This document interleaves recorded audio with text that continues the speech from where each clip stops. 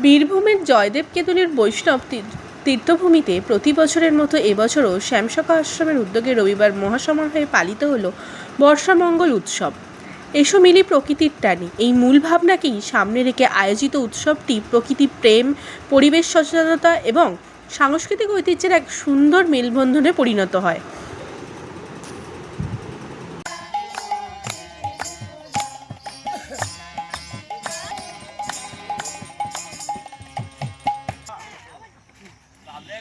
তার কি মনে আছে বেতালেও তো গান হয়, আবার যদি উদ্ভট তাহলে গাইতে পারিস তারও ভালো হবে।